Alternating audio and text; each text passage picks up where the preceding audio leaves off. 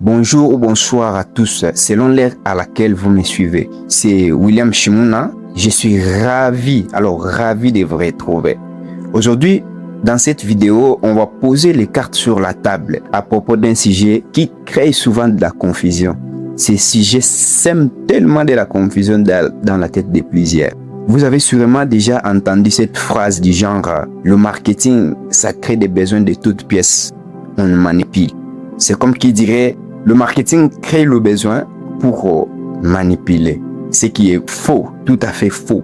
Moi, en tant que marketeur, je vais vous dire une vérité fondamentale que je vais bien évidemment même dire absolue.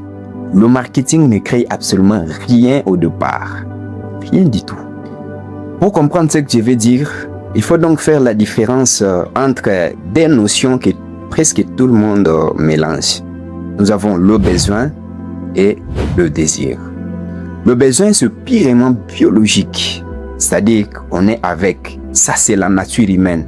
C'est donc le signal que ton corps ou ton esprit t'envoie quand il y a un manque à l'intérieur. C'est-à-dire quand quelque chose manque, le signal qu'on t'envoie là, c'est ce qu'on appelle donc le besoin.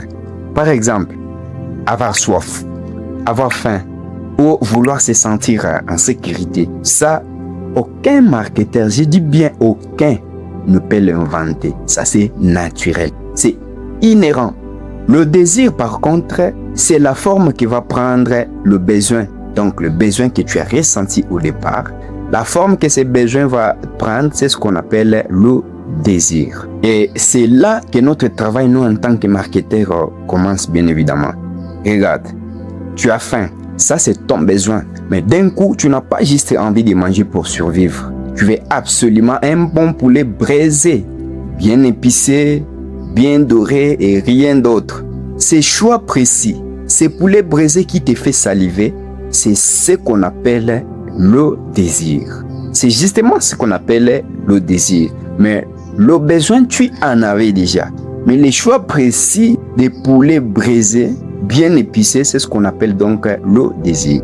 Et ces désirs, c'est nous, le marketeur, qui les manipulons simplement en rendant les produits totalement irrésistibles.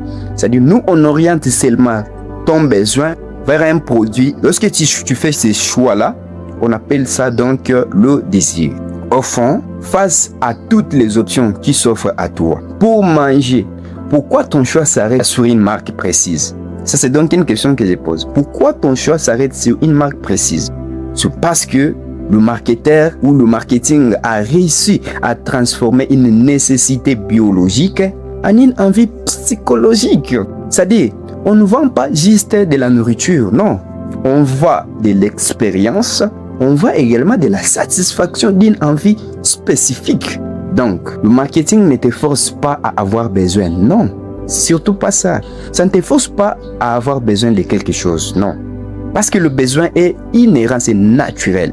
Le marketing, lui, te propose juste la meilleure façon de combler ces besoins-là. C'est exactement ce qui sépare un amateur d'un vrai professionnel du domaine, qui est donc bien évidemment, ou entre guillemets, le marketeur.